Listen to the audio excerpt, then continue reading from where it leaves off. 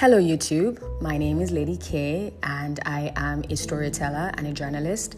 Someone in my comment section asked me to do a follow-up video on how to survive a toxic, abusive and dysfunctional African household. African because I am Nigerian, and growing up in a toxic Nigerian household is a very different experience, okay? The first thing I want to say is that a lot of people are not going to believe you. A lot of people are not going to believe you, especially the people around you. So if you're Nigerian or of any other African descent, a lot of people are not going to believe that your parent or both your parents or caregivers or whatever abused you, okay? You're going to hear things like, are you sure you did not do something to annoy them? Because if your child annoys you, the response is to hit them. That does not make any sense, but welcome to Nigeria. Welcome to the African continent, okay? They're going to try to make you feel like you deserved the abuse. They're going to see the abuse as discipline or harsh discipline. They are not going to use that label abusive. Let me be very honest with you. Now, there are going to be a few people that will believe you, that will empathize with you. These people can be friends, they can be teachers, some of them can be pastors. Although, don't hold your breath. Those are the people that you keep around you. Those are the people that you allow to speak into your life. Second thing I'm going to say is work really hard to not absorb the things your abusive parent is saying, okay? I grew up with an abusive mother. We're going to be calling her Mary. That's what I call her on my channel.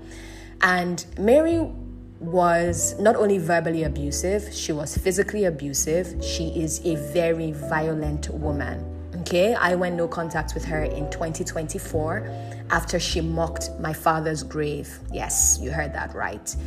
She mocked my father's grave on a phone call with me just to hurt me.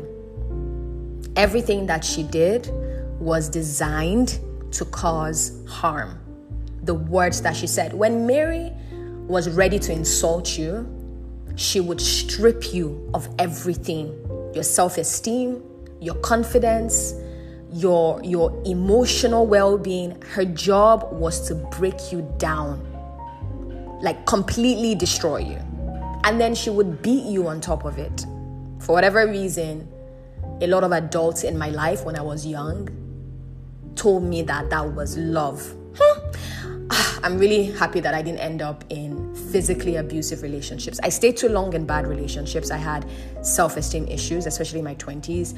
But I always drew the line at physical abuse. I always drew the line there. Anyways, because of the kind of abuse that Mary meted out to all of us in the house, I had to work really hard to not receive the things she was saying about me and to me. Mary was a colorist. I am the darkest out of all my siblings.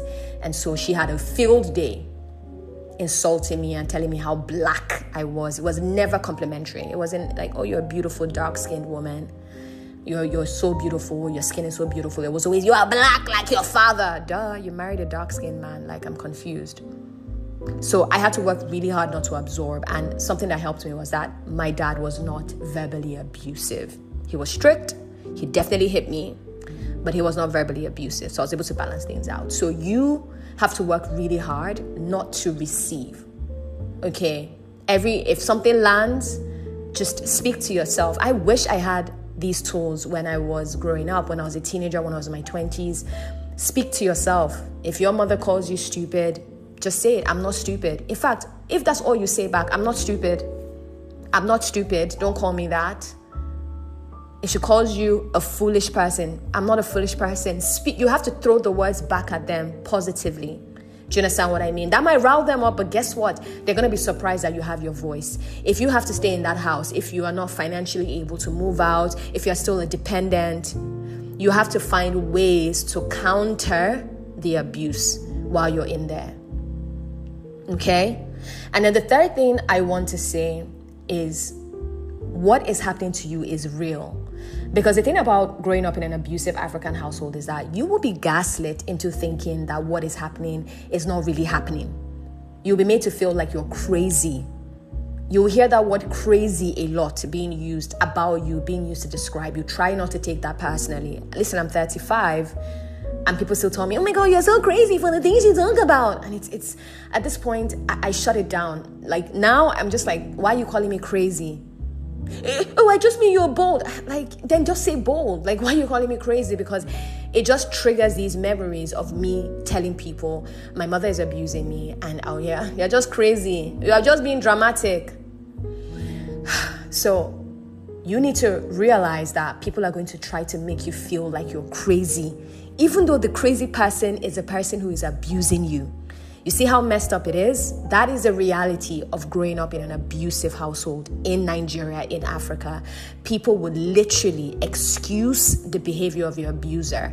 And then the same people will turn around and try to make you feel guilty for going no contact. Nobody can make me feel guilty for going no contact with Mary and her sadistic son. Mary was a sadistic woman. She did sadistic things to her children and to her husband. She tortured us. She did horrible things to us in the house. Outside, wow, like an angel. The way she speaks to people outside, very different from the way she spoke to her husband and her children. She tried to make us feel like we were crazy for wanting love and affection from her instead of abuse and hatred. Has your mother ever opened her mouth to say, I hate you? Have you ever heard that before? Yeah, it doesn't feel great. So document everything, like I said in the first part. Everything that happened, try to document it. Even if you only write one line, today, mommy called me stupid. Today, daddy slapped me. Today, my elder brother kicked me. Write it with the date. If they bruise you, take photos. Create a secret folder on your phone. Hide the photos there. Send it to your friends. Email it to them.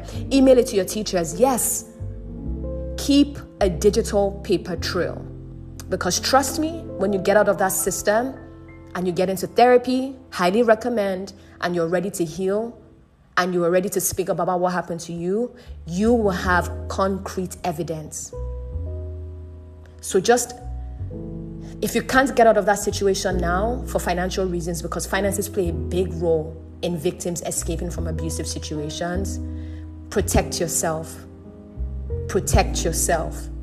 Okay? Keep a paper trail. Speak kindly to yourself. Surround yourself with people who do not excuse the behavior of your abusive parent or your abusive sibling or your abusive caregiver. Keep those people close to you. Everyone else, keep them at arm's length. They do not understand what you're going through. They do not care. A lot of people actually benefit from you being in that bad emotional state. Keep those people at arm's length. I wish I knew this in my 20s. There are a lot of people I wouldn't have been friends with. There are a lot of men I wouldn't have dated.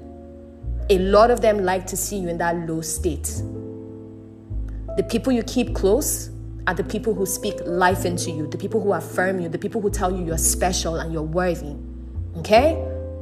And remember this. Even if that woman carried you in her belly for 21 fucking months, it doesn't give her a right to abuse you. Even if your father paid for your school fees 10 times over, it doesn't give him a right to abuse you. They brought you into this world. You didn't ask for it. It is their responsibility as parents to take care of you. But it is not their responsibility to abuse and torture you. Remember that. Okay? I'll see you in the next drop. Bye.